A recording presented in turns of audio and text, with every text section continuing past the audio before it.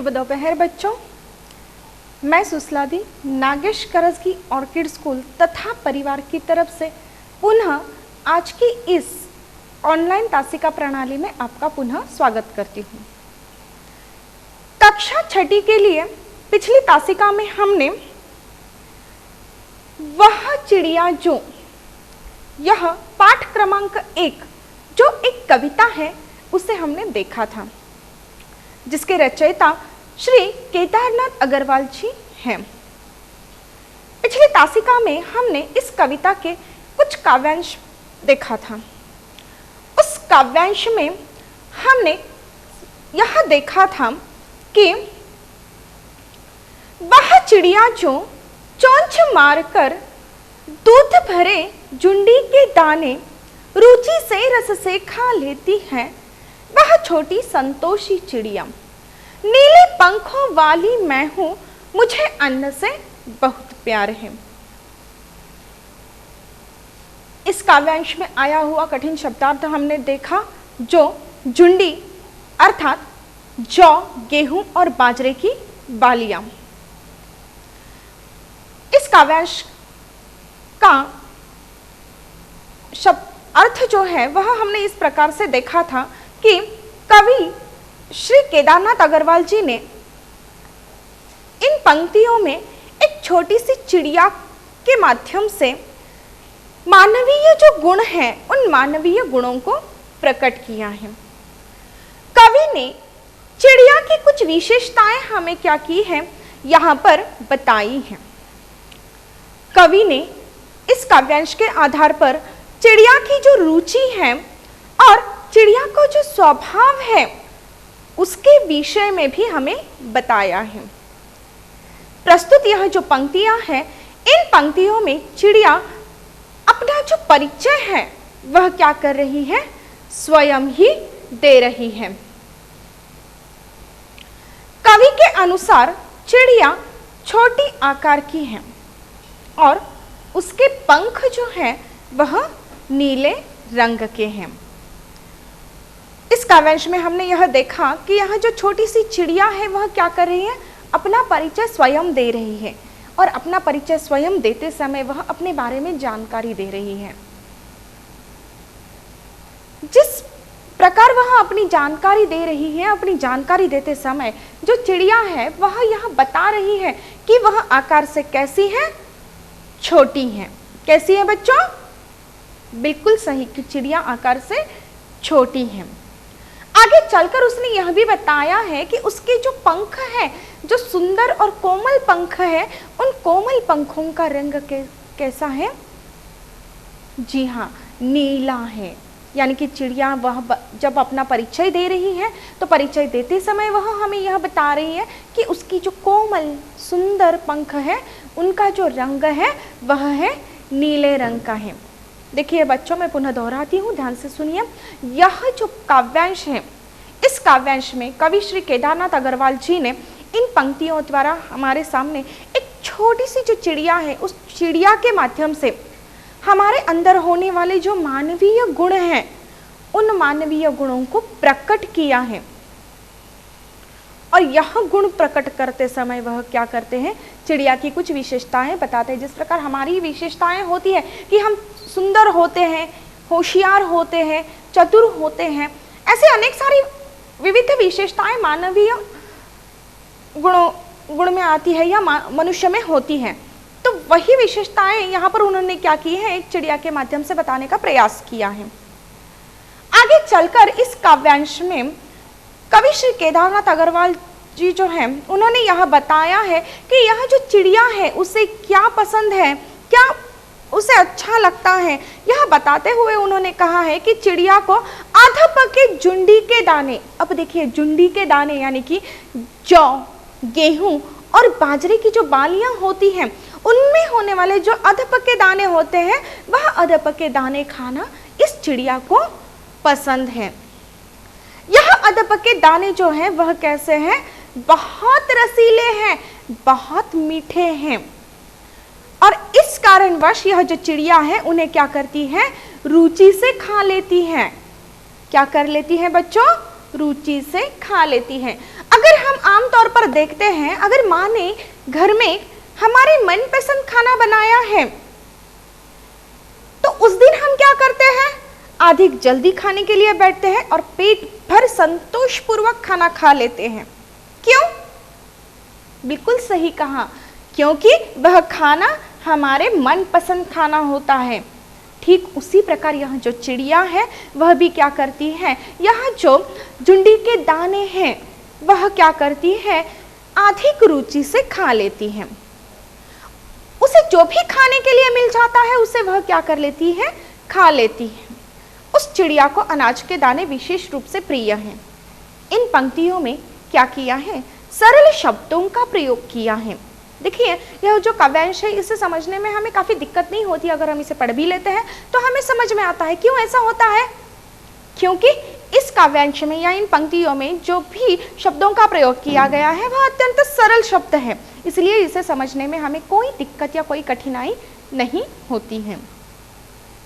देखिए, हमने कहा है कि मानवीय गुणों को प्रकट करने के लिए उन्होंने छोटी सी चिड़िया का उदाहरण लिया है।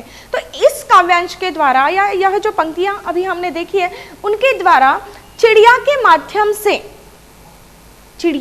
माध्यम से कवि श्री केदारनाथ अग्रवाल जी जो है वह हमें क्या करते हैं, संतोषी बने रहने की सीख दे रहे हैं। यानी कि परिस्थिति कैसे भी हो, उस परिस्थिति में हमें संतोष से रहना है। भले ही हम सुख में हो, दुख में हो। सुख में है तो हमें अधिक आनंद नहीं करना है और दुख में है तो हमें दुखी होके नहीं रहना है। हर हाल में हमें क्या करना है, संतोष से रहना है। आगे हमने यह देखा था, आगे की जो काव्यांश पंक्तियां हैं वह इस प्रकार से हमने देखी थी। वह चिड़िया जो कंठ खोलकर बूढ़े वन बाबा की खातिर रस उंडेल कर गा लेती है, वह छोटी मुंह बोली चिड़िया। नीले पंखों वाली मैं हूं, मुझे विजन से बहुत प्यार है। इस काव्यांश में आए हुए कठिन शब्द जो है वह इस प्रकार से हैं। कंठ अर्थात गला, वन अर्थात जंगल, विजन अर्थात एकांत। यह जो प्रस्तुत पंक्तियां हैं इसमें कवि ने छोटी सी चिड़िया के गायन की जो विशेषता है वह बताई है। देखिए बच्चों, आप में से कुछ बच्चे ऐसे होंगे कि जो निबंध लेखन में आगे होंगे, कुछ वक्तृत्व कला में आगे होंगे, कुछ चित्रकला में आगे होंगे, कुछ पढ़ाई में आगे होंगे, कुछ खेलकूद में आगे होंगे, कुछ अभिनय में आगे होंगे। यह आप लोगों की क्या है, विशेषता है। ठीक उसी प्रकार यह जो चिड़िया है, इस चिड़िया के अंदर गायन की विशेषता जो है वह हमारे सामने कवि ने इस कविता के माध्यम से या इन प्रस्तुत पंक्तियों के माध्यम से बताने का प्रयास किया है। कवि जो है वह कहता है कि चिड़िया जो है वह छोटी है। छोटी सी जो चिड़िया है वह मधुर स्वर में यानी कि मीठी आवाज में मुक्त कंठ से गाती है, यानी कि खुले दिल से गाती हैं। चिड़िया के गीत जंगल में रहने वाले लोगों को बहुत अच्छे लगते हैं। देखिए, हमारी कक्षा में कोई बच्चा होता है, वह काफी अति सुंदर चित्र बनाता है और वह जो भी सुंदर चित्र बनाता है तो वह जब कक्षा में आता है तो वह अपने अध्यापक अध्यापिका को दिखाता है। क्यों दिखाता है? क्योंकि उसने अत्यंत सुंदर चित्र बनाया है। और अगर आपके अध्यापक उस चित्र को कक्षा में सबको दिखाते हैं कि यह काफी सुंदर चित्र इसने बनाया है, तो उस चित्र को देखने के बाद आपके सबके मन को अच्छा लगता है। क्यों अच्छा लगता है? क्योंकि वह जो चित्र है वह अत्यंत सुंदर बना है और वह मनमोहक बना हुआ है। ठीक उसी प्रकार यह जो चिड़िया है वह जो गाना गाती है वह गाना मधुर स्वर में गाती है और वह जो मधुर स्वर में गाया हुआ जो गाना है वह खुले दिल से गाती है। इसीलिए यह जो चिड़िया है वह जंगल में जो मीठे गीत गाती है, वह मीठे गीत उस जंगल में रहने वाले सभी लोगों को क्या लगते हैं? बहुत अच्छे लगते हैं। यह जो चिड़िया है, इस चिड़िया के मधुर गीत जो है वह बूढ़े वन बाबा को समर्पित है। अब देखिए, जंगल में रहने वाले सभी लोगों को उसके गीत अच्छे लगते हैं सुनने में या मीठे लगते हैं, परंतु यह जो गीत चिड़िया गा रही है वह विशेष रूप से वह क्या करती है, बूढ़े वन बाबा के लिए गाती है, उनको वह उसके सारे गीत समर्पित करती है। जब वह अपने सारे गीत उस बूढ़े बाबा के लिए समर्पित करती है, तो यह बूढ़े बाबा कौन है? तो कवि ने यह बताया है कि वह जो वन है, वह जो घना जंगल है, वह घना जंगल क्या है, काफी पुराना है, और काफी पुराना है, घना है, इसीलिए कवि ने क्या किया है, इस घने पुराने वन को बूढ़े वन बाबा कहा है।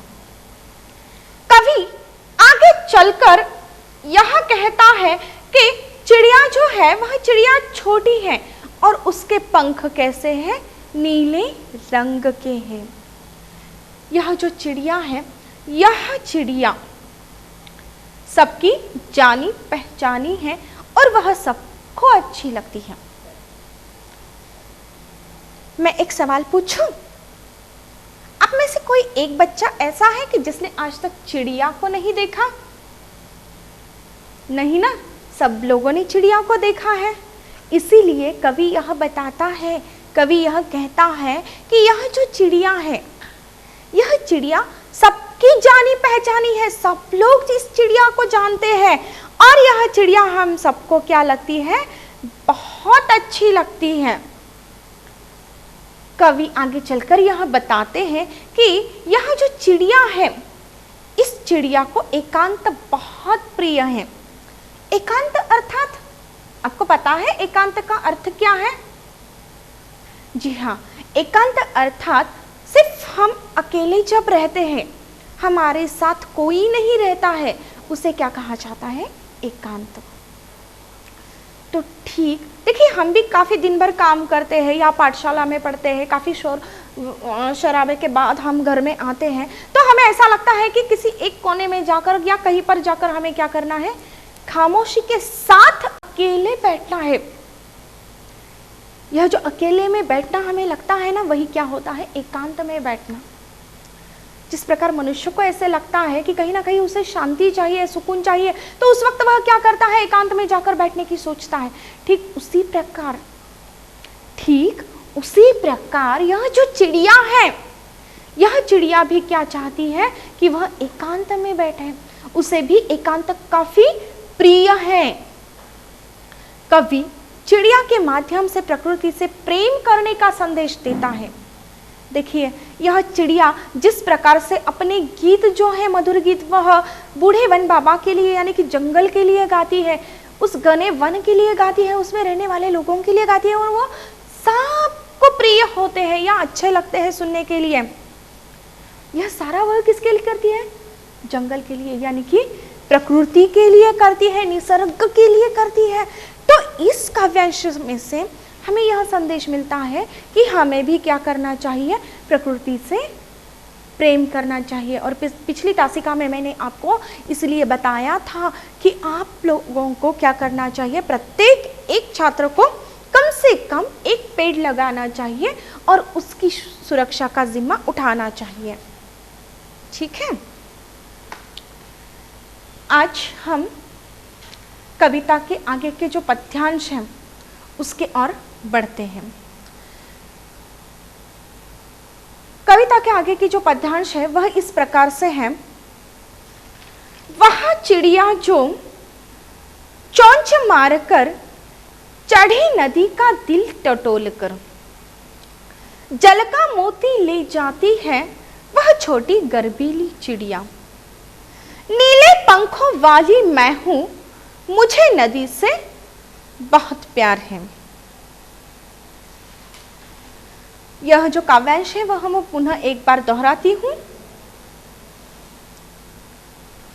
वह चिड़िया जो चोंच मारकर चढ़ी नदी का दिल टटोल कर, जल का मोती ले जाती है वह छोटी गर्बीली चिड़िया। नीले पंखों वाली मैं हूं, मुझे नदी से बहुत प्यार है। बच्चों, यह जो काव्यांश है, इस काव्यांश में आए हुए कठिन शब्दार्थ जो है वह इस प्रकार से हैं। आशा करती हूँ आप सब लोग अपने पाठ्य पुस्तक और अभ्यास पुस्तिका साथ लेकर बैठे हैं तो अपनी पाठ्य पुस्तक में इन शब्दों के नीचे पेंसिल से अधोरेखांकित कीजिए और उनके जो अर्थ है वह आगे लिख लीजिए। कठिन शब्दों के अर्थ, जो पहला है चढ़ी नदी, अर्थात जल से पूरी भरी नदी। दूसरा है गर्वीली, अर्थात गर्व करने वाली, अभिमानिनी।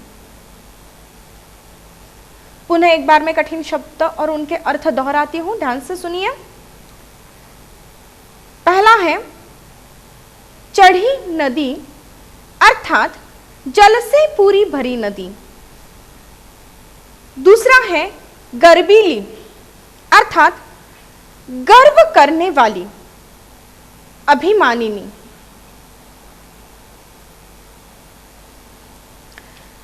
प्रस्तुत यह जो काव्यांश है या यह जो पंक्तियां हैं, इन पंक्तियों में कवि ने छोटी गर्व करने वाली चिड़िया के नदी से जल पीने का वर्णन किया है।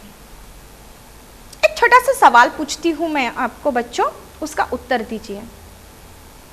जब आपको प्यास लगती है तो आप लोग क्या करते हो? जी हाँ, बिल्कुल सही, आप लोग क्या करते हो? पानी पीते हो और पानी पीकर अपनी प्यास बुझाते हो। जिस प्रकार हम मनुष्यों को प्यास लगती है, ठीक उसी प्रकार पंछियों को, पशु पक्षियों को, प्राणियों को भी प्यास लगती है। यह जो चिड़िया है हमारी कविता में आई हुई, यह जो छोटी सी चिड़िया है जिसके पंख नीले रंग के हैं, यह जो छोटी चिड़िया है वह चिड़िया किस प्रकार की है? गर्व करने वाली चिड़िया है। और यह गर्व करने वाली चिड़िया क्या करती है? नदी से जल पीती है।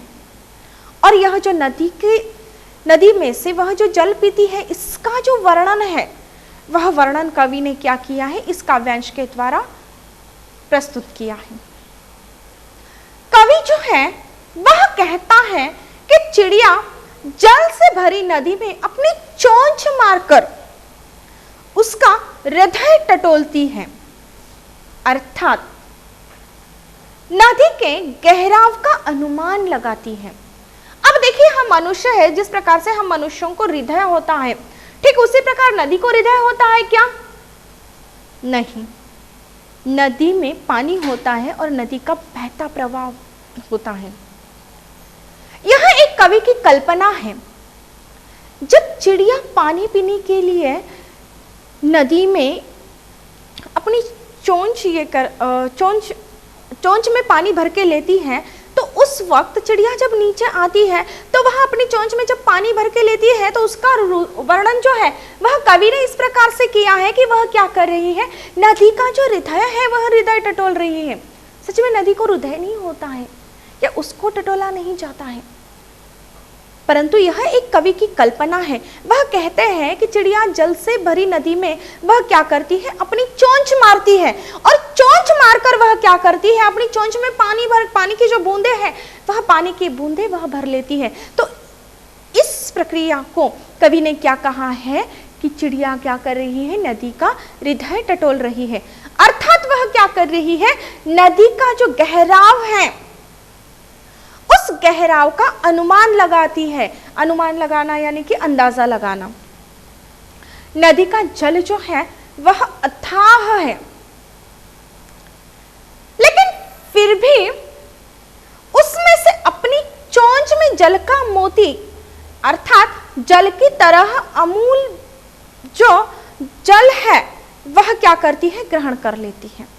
देखिए, नदी का जल जो है वह अथाह है। कभी आपने देखा है कि नदी में सिर्फ एक लोटा ही पानी है, एक बाल्टी ही पानी है? नहीं, नदी का जो प्रवाह है वह अथाह होता है। उसमें होने वाला जो जल होता है वह अथाह है, जिसकी गणना हम नहीं कर सकते हैं। फिर भी यह जो छोटी सी चिड़िया है, वह छोटी सी चिड़िया क्या करती है?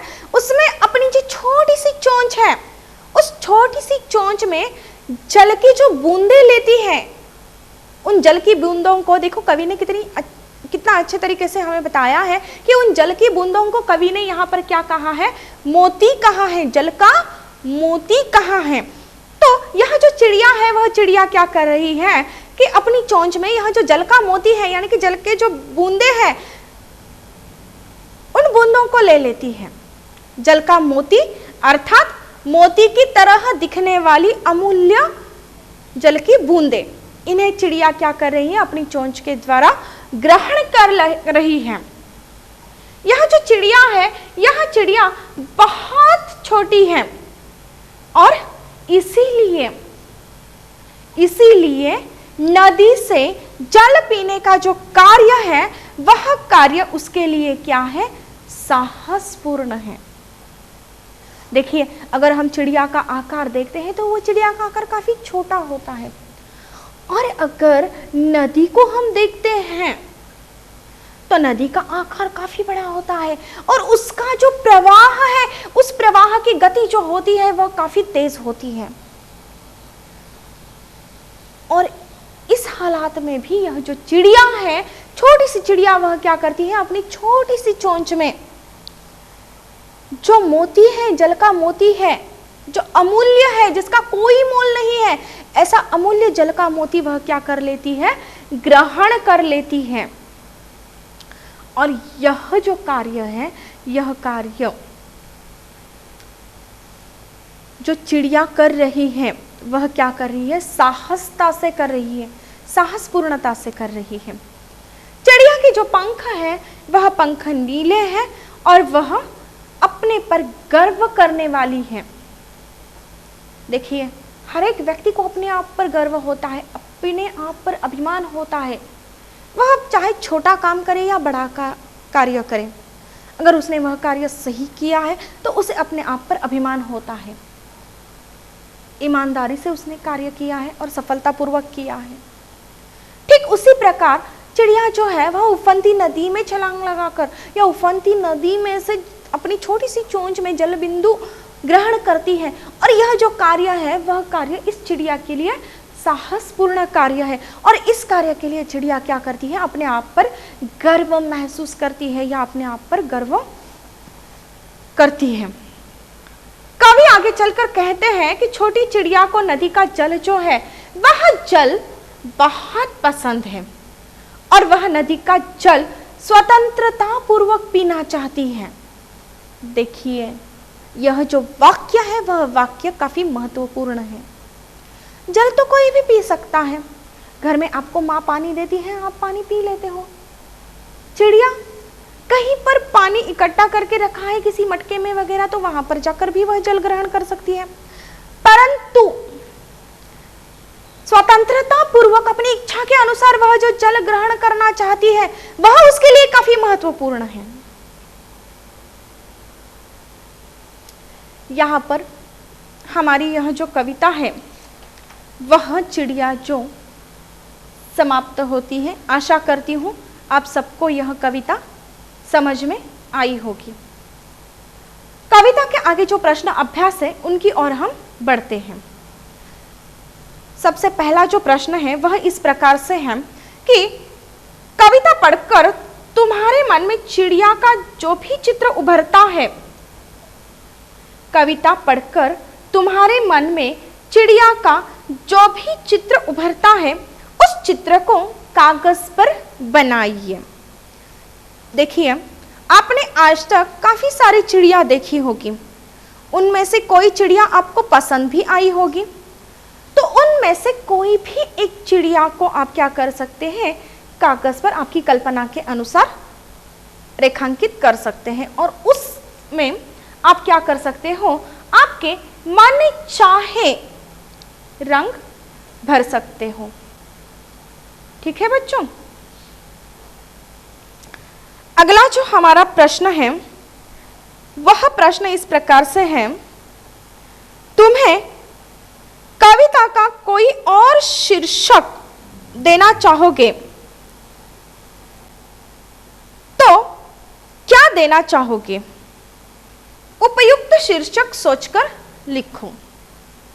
अब देखिए, आपने अगर कविता पढ़ी है तो इस कविता को पढ़कर आपको यह समझ में आएगा कि कविता में क्या भावार्थ है, या कविता में कवि छोटी सी चिड़िया के माध्यम से हमें क्या बताना चाहते हैं। उसके आधार पर हम कविता को शीर्षक दे सकते हैं। जैसे कि इस कविता को कवि श्री केदारनाथ अग्रवाल जी ने वह चिड़िया जो यह शीर्षक दिया है, परंतु आप उसे क्या शीर्षक दे सकते हो, जरा सोचिए।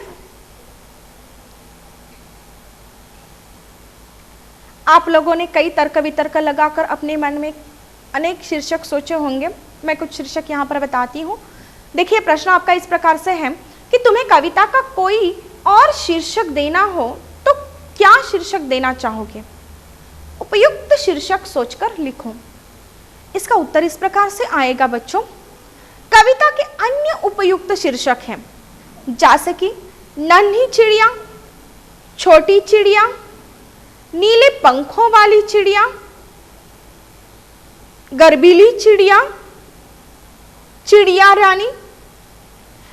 इससे आगे और भी आपने कुछ शीर्षक सोचे होंगे तो वो भी आप लिख सकते हो, जैसे कि संतोषी चिड़िया है। ठीक है। अगला जो प्रश्न है अगला प्रश्न इस प्रकार से है कि इस कविता के आधार पर बताओ कि चिड़िया को किन किन चीजों से प्यार है। प्रश्न पुनः एक बार दोहराती हूं। इस कविता के आधार पर बताओ कि चिड़िया को किन किन चीजों से प्यार है।